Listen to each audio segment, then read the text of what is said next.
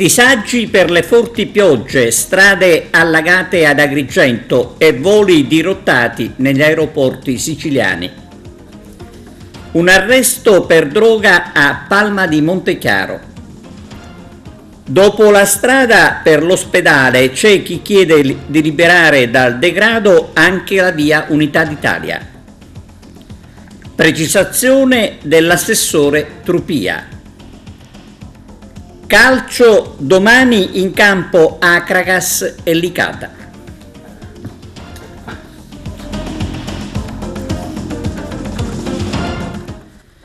Buongiorno da TVA Notizie. Dal caldo ai temuti nubifragi, con il maltempo che ha creato problemi ad Agrigento, una città come sempre impreparata. Il maltempo si è abbattuto nella nostra città e non solo, anche nell'isola, con diverse zone a noi limitrofe, come la provincia di Enna, di Palermo, Caltanissetta. Ieri sera verso le ore 22 in poi, mentre il tempo sembrava tranquillo, improvvisamente il cielo si è caricato di nuvoloni, preceduto da un fortissimo vento, e dopo qualche minuto una pioggia torrenziale è venuto giù con forti raffiche di vento. La cosa ha lasciato di stucco moltissima gente che si trovava fuori e all'improvviso ha dovuto far fronte al maltempo e abbandonare i locali. Da diverse zone della città, in particolare quella di Bonamorone, da via Crispi verso San Leone, un enorme flusso di acqua torrenziale ha improvvisamente inondato le strade. Insieme a ciò anche diversi rami di alberi e pezzi di residui e calcinacci sono andati giù, invadendo le strade e mettendo in grossa difficoltà gli automobilisti, che hanno dovuto fare molta attenzione a non urtare contro di loro per evitare ulteriori incidenti e restare magari in panna con la macchina, considerando anche il maltempo che renderebbe difficili i soccorsi. Diverse anche le altre zone della città che hanno avuto grossi problemi, come ad esempio a Villa Seta un grosso palo della luce si è abbattuto per la strada, tragedia sfiorata ieri sera dopo le 23:30 in via Unità d'Italia ad Agrigento, dove un palo della luce è caduto a causa di un forte vento e del maltempo, precipitando su un'auto Opel in movimento con 2 persone a bordo, sfondando addirittura il parabrezza. Intanto il ciclone artico è arrivato al sud Italia, dove un sabato tipicamente autunnale, oggi è il primo giorno di freddo della stagione, dopo un'lunga anomalia di caldo provocata dall'anticiclone che ha dominato la scena meteorologica tra l'Europa e il Mediterraneo occidentale nei primi giorni di novembre, e mentre scriviamo in pieno giorno le temperature si mantengono decisamente freddi, ma il maltempo di ieri sera in Sicilia ha causato gravi disagi soprattutto nei collegamenti aerei. Dopo l'inizio di un volo turbolento per il Palermo-Roma di Ryanair delle ore 18, decollato con oltre mezz'ora di ritardo, che ha spaventato diversi passeggeri tra urla e preghiere, in nottata e maltempo si è abbattuto anche nella zona di Catania. 2 voli Ryanair provenienti da Madrid e Pisa sono finiti a Malta e rientreranno a Catania nella prima mattinata di oggi, e ancora un aereo della compagnia ITA è stato dirottato a Palermo e altri hanno subito forti ritardi. E sempre ieri sera il volo Ryanair, che sarebbe dovuto atterrare all'aeroporto palermitano Falcone Borsellino da Venezia, è stato cancellato. Per oggi in Sicilia sono previste intanto precipitazioni sparse e diffuse con rovesci temporali, fenomeni accompagnati da rovesci di forte intensità, attività elettriche e forti raffiche di vento, venti da forti di burrasca, con raffiche di burrasca forti sui settori occidentali e meridionali e sui rilievi inizialmente da sud-ovest e tendenti a ruotare da nord-ovest dal pomeriggio, segnalate anche mareggiate lungo le coste esposte. Un arresto per detenzione di sostanze stupefacenti è stato eseguito dai carabinieri a Palma di Montechiaro. C'è il servizio. I carabinieri della stazione di Palma di Montechiaro, con il supporto dei colleghi del nucleo cinofini di Palermo, hanno tratto in arresto per il reato di detenzione ai fini di spaccio di sostanze stupefacenti un 37enne palmese che al momento si trovava agli arresti domiciliari con il permesso di uscire solo per recarsi sul luogo di lavoro. I militari, nell'ambito di una perquisizione presso l'abitazione dell'uomo a Palma di Montechiaro, hanno rinvenuto, grazie anche al fiuto del cane Aaron, occultati all'interno di un cavo ricavato nel cassetto di un mobile della sala da pranzo, un barattolo di plastica contenente 5 grammi di cocaina, suddivisi in 12 involucri di celofan pronti per lo spaccio. Quanto trovato è stato immediatamente posto sotto sequestro in attesa di essere analizzato. L'arrestato, così come disposto dalla Procura della Repubblica di Agrigento, è stato tradotto nuovamente presso la propria dimora agli arresti domiciliari in attesa dell'udienza di convalida, nel corso del quale questo pomeriggio l'arresto veniva convalidato e disposta la misura cautelare dell'obbligo di presentazione alla polizia giudiziaria. Il successivo giudizio di merito servirà a vagliare la responsabilità del soggetto, la quale non è definitivamente accertata. E dopo i lavori di messa in sicurezza della strada nei pressi dell'ospedale di Agrigento da parte del Genio Civile si chiedono interventi anche per quanto riguarda la via Unità d'Italia, che conduce anche all'ospedale. Grazie al Genio Civile di Agrigento, come è noto, è stata messa in sicurezza la strada per l'ospedale di Contrada Consolida. L'ufficio diretto dall'architetto Rino Lamendola ancora una volta è intervenuto salvando dal degrado un'arteria cittadina trafficata con le ambulanze che in primo luogo hanno dovuto fare i conti con buche e avvallamenti in una strada, tra l'altro priva di segnaletica orizzontale. Ed è proprio sul lodevole intervento del Genio Civile che pongono l'attenzione gli agrigentini, i quali, quando si è cominciato a parlare di questi lavori, avevano tirato un sospiro di sollievo, ritenendo che fosse interessata anche la via Unità d'Italia fino allo svincolo per la 189, visto che è la strada che conduce anch'essa all'ospedale San Giovanni di Dio e dove permane purtroppo una situazione che si commenta da sola per le buche e il pericolo di incidenti poco prima dello svincolo per la 189. Speriamo che si intervenga anche in questo tratto. Dopo la lettera di insulti all'indirizzo del sindaco di Canicattì Vincenzo Corbo, arriva la solidarietà del segretario cittadino Gero Drago, dei consiglieri comunali Daniela Marchese Ragona e Giuseppe Lalicata e dei componenti del consiglio direttivo di Fratelli d'Italia di Canicattì, i quali sostengono che la critica, l'opposizione e il confronto sulle cose che non vanno o che potrebbero essere migliorate a Canicattì debba essere sempre fatto nelle sedi opportune e con modi e atteggiamenti civili. E veniamo all'isola ecologica mobile di Agrigento. C'è un interessante intervento, una interessante precisazione dell'assessore Trupia. Vediamo.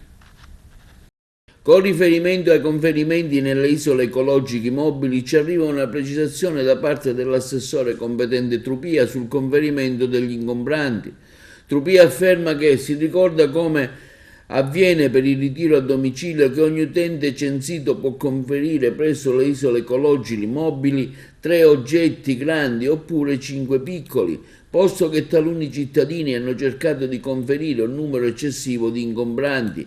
Abbiamo deciso, continua Trupia, di presidiare il servizio con una pattuglia di vigili urbani e abbiamo chiesto e ottenuto anche la disponibilità da parte delle forze dell'ordine, Polizia, Carabinieri e Finanza, che faranno pattugliamento durante il servizio. Quindi, afferma Trupia, si invita la cittadinanza a rispettare le indicazioni comunicate, 3 ingombranti grandi oppure 5 piccoli per ogni utente censito.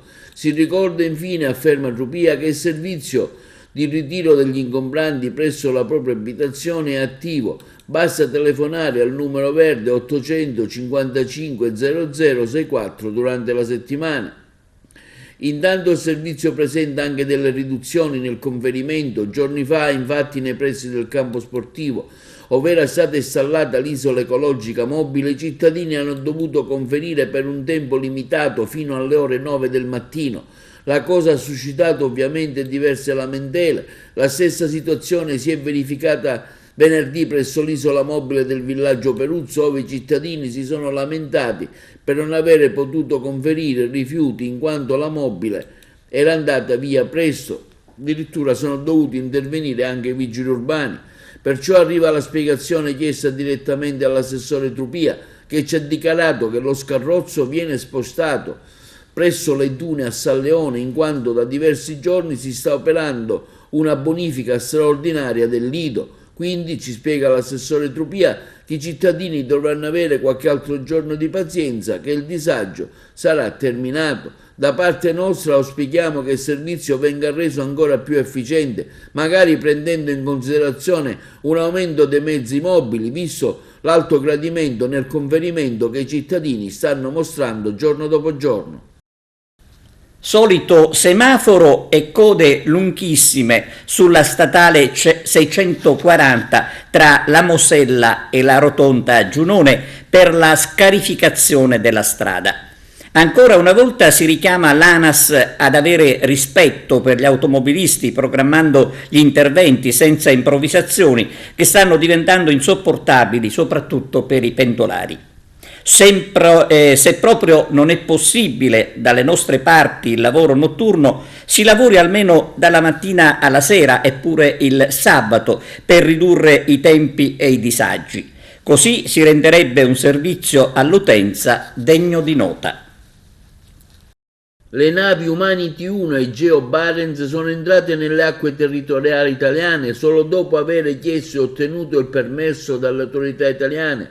Lo precisano le due ONG, ribadendo la richiesta di un porto sicuro per fare sbarcare i migranti che sono a bordo recuperati in operazione di soccorso nel Mediterraneo. La nave Humanity 1, spiega alla ONG tedesca SOS Humanity, non andrà a Catania, non ha mai avuto intenzione di farlo, non abbiamo ricevuto un luogo sicuro per sbarcare i 179 sopravvissuti a bordo. Siamo entrati nelle acque territoriali ieri per trovare protezione dalle intemperie, dal vento e dalle onde alte, ma l'abbiamo fatto solo dopo aver ottenuto il permesso delle autorità del porto di Catania. Dopo aver chiesto e ricevuto il permesso delle autorità italiane, rende noto Juan Mattias, capo missione per le operazioni di ricerca e soccorso di Medici Senza Frontiere, la Geo Barents, nave di ricerca e soccorso, è entrata nelle acque territoriali italiane a causa del cattivo tempo. Stiamo aspettando da oltre 10 giorni un luogo sicuro di sbarco per i 572 sopravvissuti a bordo. L'ultima richiesta alle autorità italiane risale a ieri sera alle 10:30 e come per le altre stiamo ancora aspettando una risposta positiva. La sanità in provincia di Agrigento, il punto settimanale del commissario dell'ASP Mario Zappia. Il primo appuntamento del mese di novembre per l'andamento della pandemia all'interno della nostra provincia. Ovviamente tutti noi ci siamo resi conto con i provvedimenti del nuovo governo che anche la pubblicizzazione, i provvedimenti che venivano fatti per la prevenzione del Covid sono mutati. Personalmente io non sono assolutamente d'accordo ma ve l'ho detto tante volte, sul non uso delle mascherine in ambienti affollati, in posti dove si balla, si grida, si canta, perché non esiste solo il Covid con prese di posizione che ognuno di noi può fare per determinate battaglie che io continuo a non capire, però siccome non esiste solo il Covid come virus, ma ci sono tanti virus che possono essere trasmessi e sono trasmessi, il primo a partire dal virus influenzale, io suggerisco sempre di utilizzare il buonsenso e quindi fare quelle cose che sapete e che io non vi ripeto anche questa volta. L'andamento è costante, cioè nel senso che abbiamo un altalenarsi di ricoveri all'interno della nostra provincia, quindi io vi tranquillizzo sul fatto che i ricoveri oggi sono a 11, settimana scorsa erano a 12, poi sono stati a 8, cioè stanno variando in questa forbice 8-12, che non ci preoccupa perché ne abbiamo 1 o 3 come adesso in terapia intensiva, 8, 9, 7 in medicina. Quindi in questo momento l'ospedale di Ribera diciamo che sta lavorando abbastanza in scioltezza, diciamo, perché noi avevamo predisposto fino a 60 posti letto, ne abbiamo occupati in medicina 10, 8 più 3 in terapia intensiva, quindi diciamo che possiamo, cosa che abbiamo già iniziato a fare, pensare all'ospedale Ribera a cercare di fare delle trasformazioni a favore della popolazione no Covid, e questo mi sembra una cosa dovuta, perché se vi ricordate avevamo paura, chi si occupa di sanità pubblica, che con l'avvento dell'autunno le cose peggiorassero. È vero che l'autunno ancora non si è affacciato nella nostra isola, però io proverei a rinormalizzare, a guardare un po' in prospettiva l'ospedale Ribera con la rifunzionalizzazione che abbiamo detto nel passato. Quindi abbiamo già iniziato a lavorarci. Nel mese di novembre, nella seconda metà di novembre, provvederemo già a emanare provvedimenti che ci riportano lentamente e con prudenza, perché il Covid, io ho sempre paura dei colpi di coda, ci riportano alla normalità, ed è una buona notizia per tutto il distretto di Sciacca e Ribera e per tutti i paesi che gravitano attorno a questo. Non vorrei ripetervi le stesse cose, perché il numero di vaccini, il numero di tamponi, positività, il numero di vaccini è vergognoso perché siamo a 425, la positività siamo sempre intorno al 25.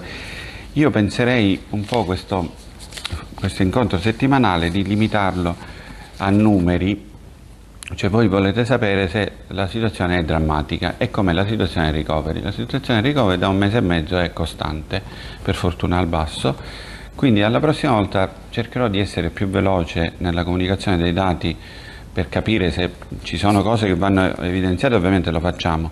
Se ci sono cose che non vale la pena raccontarvi, è inutile vi dico 425 vaccini in una settimana, perché significa pochi, sono uguali a 900, a 600, sono sempre pochi, e quindi eviterei di fare questo, e anche i tamponi, che sappiamo bene che con il discorso del privato sono sottostimati.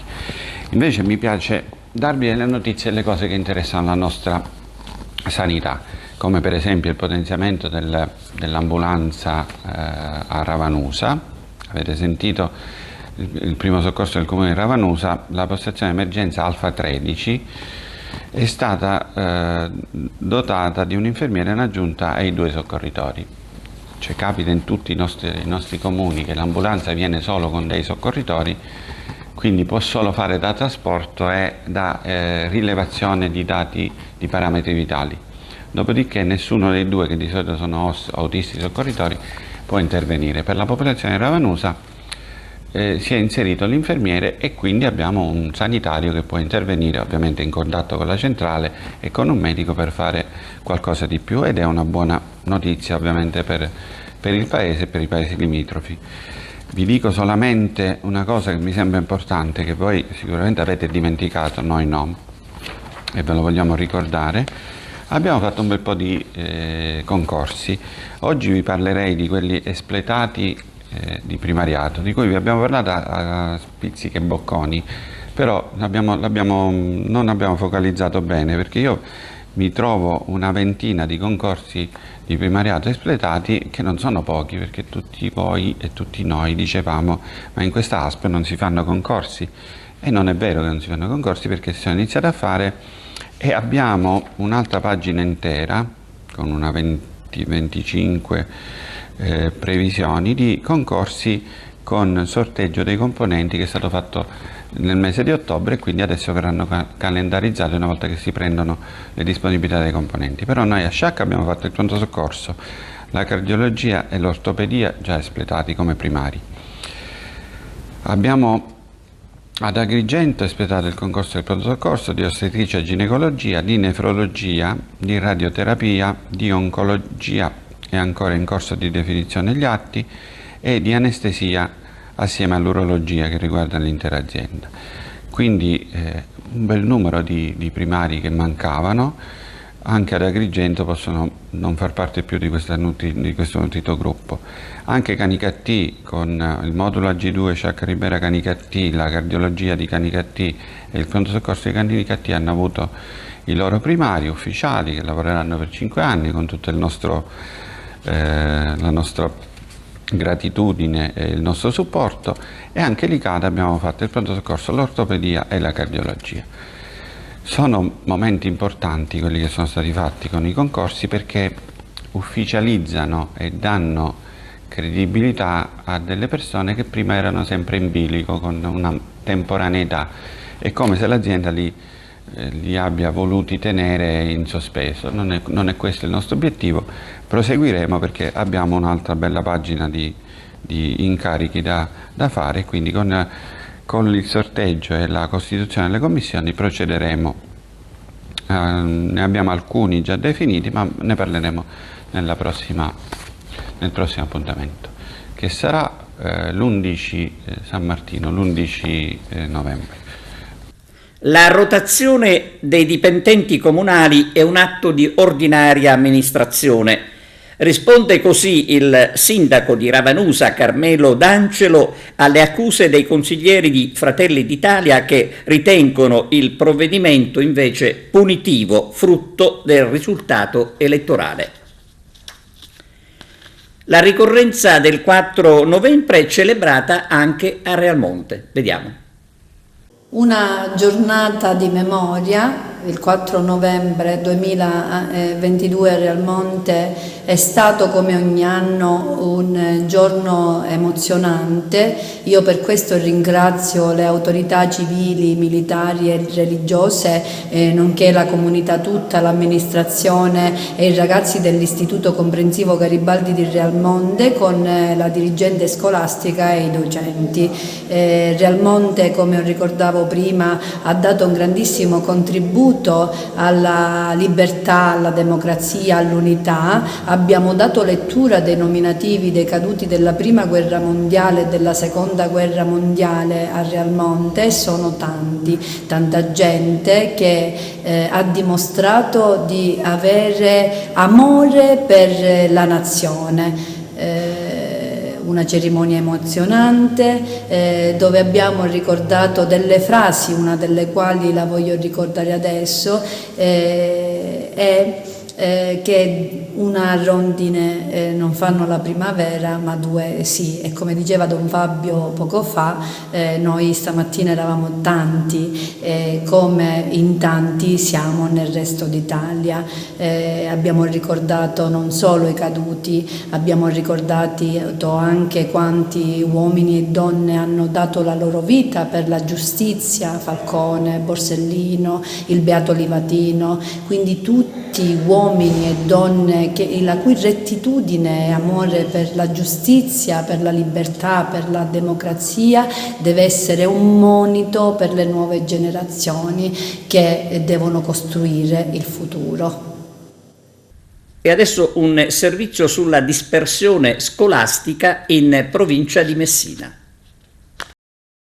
Il quadro di Messina e provincia è un quadro abbastanza preoccupante, nel senso che ci sono vari fattori, dall'evasione, dall'obbligo scolastico vero e proprio, che è quello di cui probabilmente si occupa di più la Camera Civile, quindi il Tribunale, perché è chiaro che lì si arriva anche a livello di segnalazione ai servizi sociali, di segnalazione al Tribunale.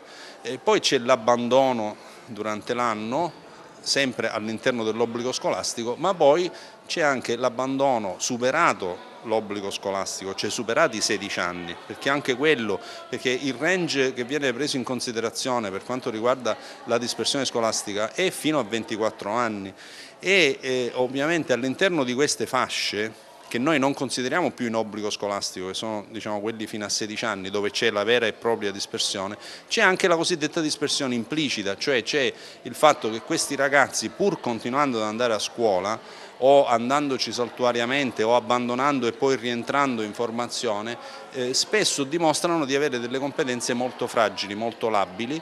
La soluzione che in atto si sta cercando di mettere in campo, ovviamente esiste da diversi anni l'osservatorio per la dispersione scolastica, che ce ne sono 4 in provincia di Messina. Quello di Messina è guidato dall'Istituto Comprensivo Luciani della collega Padanè, e l'osservatorio mette in atto già da tempo delle azioni, ma in particolare nei prossimi 2 anni, grazie ai finanziamenti del PNRR, le scuole che hanno più alto tasso di dispersione scolastica sono state dotate di una risorsa finanziaria importante che serve proprio per andare a fare azioni individuali. Cosa è cambiato 30 anni dopo dalle stragi di Capaci e Via D'Amelio? Vengo dalla provincia di Trapani, ho vissuto fino a prima di essere vescovo sostanzialmente il grosso, non tutto, ma il grosso della mia vita e del mio ministero tra la città di Palermo, Trapani, Alcamo, Castellammare, Partinico, Castelvetrano, Marsala, insomma, quei luoghi storici, dove, poiché per buona parte degli anni non succedeva niente, e le banche proliferavano soprattutto a Trapani, si poteva capire perché. In ogni caso la provincia di Trapani è stata sempre tenuta anche dal punto di vista politico dai palermitani e dalla provincia di Palermo come una riserva propria, dove sia quando si faceva il contrabbando delle sigarette, sia poi dopo quando si cominciò a raffinare la droga, al mio paese fu scoperta una raffineria che guadagnava fino agli anni 70, prima degli anni 80, dai 6 ai 7 milioni di lire al giorno, e la mia provincia era volutamente tenuta senza troppi problemi, perché dava troppo nell'occhio, come poi è successo con l'attacco allo Stato, e dunque la reazione era necessaria. Per cui anche il silenzio di adesso è voluto, è un progetto a mio modo di vedere. Chiaramente a Palermo, dal 93-94 in poi, negli ambienti fu chiaro che bisogna tornare sotto la cenere. Siccome il processo è sempre lo stesso ed essenzialmente è di violenza, dopo che la ruota impazzisce e deve essere calmierata, nel tempo la ruota comincia lentamente a rigirare. Il moto che lo muove dall'interno è sempre lo stesso e non cambia. Noi della società civile, nella città di Palermo e piano piano poco poco anche attorno, ma non troppo, soprattutto da allora associazioni, oggi terzo settore, pezzi di chiesa, cominciano a prendere una certa coscienza e a capire che non va lasciato soltanto alle forze dell'ordine e alla magistratura il compito di reprimere questo fenomeno. Costruire strutture nuove. I mezzi con cui si contrastava non bastavano più. Non avevamo nemmeno noi la consapevolezza di che cos'era davvero e fino in fondo. Non è un fenomeno di delinquenza, sarebbe troppo riduttivo. Se la pensiamo così non abbiamo capito che cos'è. È una cosa totale, globale. Non può essere un'emergenza che solo qualcuno combatte. Ci sono attacchi profondi all'essere umano ed estesi da tutti i punti di vista, il che è molto difficile averne consapevolezza. Un episodio che mi è personalmente successo, a mio paese, ad Alcamo. Ero preside, penso e decido con il presidente della banca locale di quel momento, della BCC del mio paese, di fare un ciclo di film, 2 o 3 film, con le medie superiori, sempre nell'ottica educativa. Chiesi e venne ad animarlo con le scuole il critico cinematografico del Sole 24 Ore. Mentre c'è la proiezione del film, io ero messo all'ultima fila, mi sento passeggiare alle spalle prof dei ragazzi, gente di mezza età, la quale dice, me lo fa sentire, ma guarda che razza di cose. Adesso i preti si permettono di fare di queste cose deviando i nostri giovani. Incasso e mi arrabbio. Giustamente il conduttore del dibattito ci dice che l'uomo non riesce a reggere lo sguardo sulla profondità abissale del male. Questo era quello che veniva fuori dal dibattito e dal conduttore. Salgo sul palco e dico così a circa 700 persone, ragazzi con prof, che mi avevano fatto sentire quelle frasi alle spalle. Cari amici, io sono nato in questo paese. Sono stati commessi 24 omicidi nel giro di 6 mesi. E non sono stati commessi nel buio, e tutti voi da ipocriti mi volete far capire che ci passiamo sopra e ci giriamo dall'altra parte ed è come se nulla fosse successo in questo paese. Non abbiamo il coraggio di dire a questi giovani chi siamo, perché qui siamo tutti. Io non sono nato a Copenaghen, sono nato qui e lo posso dire perché sono uno di voi e nessuno si offende perché io sono alcamese come voi. Non vi dico lo sgomento. La vera questione di fondo nostra è avere consapevolezza che ci troviamo dinanzi, direi quasi al male assoluto. Riguarda l'intera società civile, riguarda tutti noi, riguarda tutti i corpi di una società civile e riguarda come tutti noi da una parte ne prendiamo consapevolezza e dall'altra capiamo come dobbiamo organizzarci, diffondere, parlare, dialogare, comportarci secondo i livelli di responsabilità che ognuno di noi ha all'interno della variegata e complessa composizione del corpo sociale. C'è stato un calo da una parte dell'attenzione e dall'altra parte c'è stata un'immersione e una trasformazione dei traffici, di come di andare a individuarli, dove, come, un'espansione. Pausa per la pubblicità, linea alla regia. La Fondazione Teatro Pirandello ha organizzato per sabato prossimo 12 novembre alle 10 un incontro dibattito coordinato da Giovanni Taglialavoro dal titolo Il caso Tandoi, una città allo specchio. Relatori saranno Salvatore Cardinale, presidente emerito della Corte d'Appello di Caltanissetta, lo scrittore e giornalista Matteo Collura e l'autore e regista Michele Guardì. L'incontro è organizzato in collaborazione tra l'Ordine degli Avvocati di Agrigento e l'Ordine dei Giornalisti di Sicilia. Siamo allo sport, calcio, Akragas domani in campo a Mazzara del Vallo. Carmelo Lentini. Akragas e Mazzarese pronte a darsi battaglia sul terreno di gioco del Nino Vaccaro. Rettangolo di gioco difficile per tutti che arriva in un momento particolarmente importante della stagione. Non si dimentichi infatti che entrambe le contendenti sono attualmente imbattute in queste prime 8 giornate di campionato e che la compagine mazzarese è allenata da uno dei tecnici più preparati della categoria, vale a dire Ignazio Chianetta. Ma a rendere la gara più interessante è la presenza di alcuni ex biancazzurri, come il difensore Michele Fragapane, agrigentino di nascita, e il centrocampista Vito Lupo. La scorsa stagione, grazie alle reti di Tuniz, l'Akragas riuscì ad espugnare il Nino Vaccaro, mentre all'Esseneto terminò 2-1 sempre per la compagine dei Templi con doppietta di Pavisic e rete del mazzarese Corso. Per questo match, sempre per la compagine dei Templi, che è molto sentito, si attende sugli spalti il pubblico delle grandi occasioni e non mancherà certo l'apporto di quello di Fede Biancazzurro, che raggiungerà la cittadina mazzarese nella prima mattinata. Tra l'altro la società trapanese devolverà l'intero incasso della partita in beneficenza per consentire ad un concittadino mazzarese di poter affrontare le spese per una delicata operazione in una clinica specializzata spagnola ad un occhio che rischia di perdere. Ritornando alla gara, l'Akragas a questo appuntamento si presenta al gran completo, per cui ci sarà solo l'imbarazzo della scelta per il trainer akragantino. Nel frattempo è stato designato l'arbitro, si tratta di Rosario Zangara della sezione di Palermo, il quale verrà assistito da Arturo Artellini della sezione di Ragusa e Giuseppe Di Marco di quella di Palermo. Ma nella sfida del Vaccaro c'è anche un'altra sfida, quella relativa ai bomber delle rispettive avversarie. Santiago Pavisic, attuale leader con 7 reti, e Domenico Mistretta con 4. Il fischio d'inizio è programmato per le ore 15.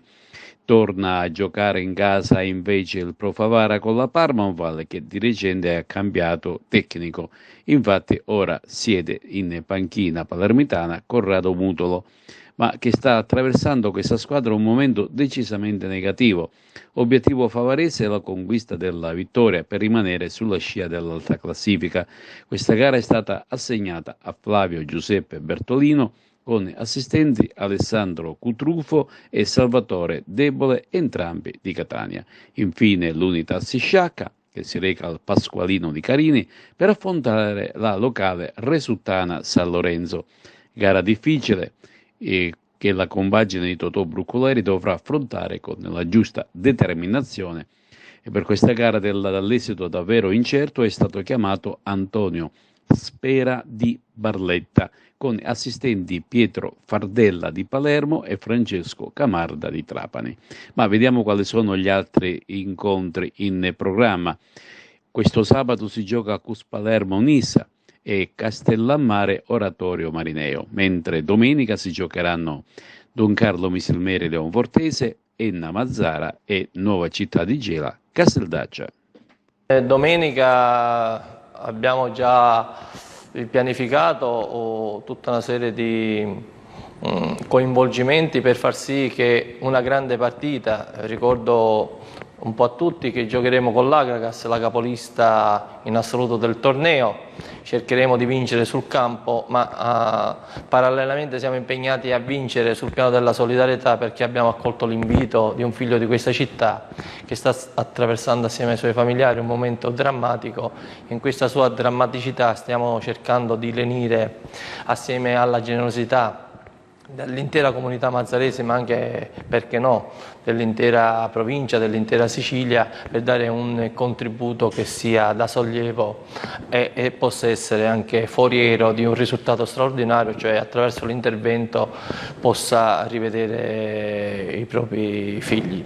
Lo stiamo facendo con grande abnegazione, lo stiamo facendo con grande determinazione, lo stiamo facendo con grande generosità, e già abbiamo i primi segnali della generosità di questa città quando si stringe attorno a una causa che sicuramente è di grande rilievo. Quindi l'invito è intanto di venire allo stadio per testimoniare fisicamente quanto è generosa la nostra città, se capita di fare anche a Mazzarese per trainare la nostra squadra a un eventuale successo, ma anche e soprattutto per vincere la partita più importante, che è quella di un figlio di questa città.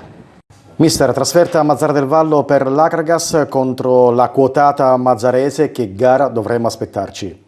È una gara sicuramente difficile, si affrontano due squadre che hanno le stesse ambizioni, due società che hanno le stesse ambizioni, due gruppi di squadra costruite per primeggiare in questo campionato. Loro sono un po' dietro, però guardando il calendario hanno già giocato con squadre che lottano per il primato, con l'Enna, con Mesimbere, quindi la classifica non bisogna guardarla, anche perché credo che i due organici si equivalgono. Anzi, credo che la Mazzarese sia una squadra di categoria, una squadra che ha dei giocatori importanti, giocatori che riescono a controllare le emozioni e riescono a giocare bene queste partite, quindi per noi sarà un esame importante che dobbiamo affrontare con la giusta determinazione, con la giusta fame. Per andare avanti bisogna porsi degli obiettivi. Il nostro obiettivo è a lunga scadenza, però questa partita noi la vogliamo fare bene. Durante la gara quali potrebbero essere le difficoltà, le insidie di questo big match? Difficoltà sono la Mazzarese nel suo collettivo, nel senso che hanno un collettivo importante, una squadra che subisce poco, anche come noi ha subito pochi gol, uno su piazzato e due su azione, quindi è una squadra che riesce a fare bene la fase difensiva, c'ha un reparto offensivo importante, un reparto offensivo composto da giocatori che fanno tanti gol, quindi per il nostro reparto difensivo sarà un esame probante, un esame difficile, però sono convinto che con la mentalità e con l'identità che abbiamo ci possiamo giocare alla grande la partita. Come l'avete preparata questo big match? Come arrivate a questo scontro?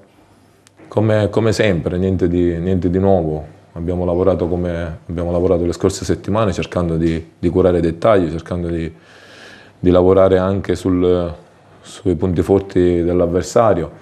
Arriviamo bene perché veniamo da un filotto di risultati positivi e da delle prestazioni buone. Sappiamo che dobbiamo migliorare certi aspetti, sappiamo che possiamo fare ancora meglio e stiamo lavorando per questo. Siamo a metà del girone di andata, quale primo consuntivo puoi tracciare?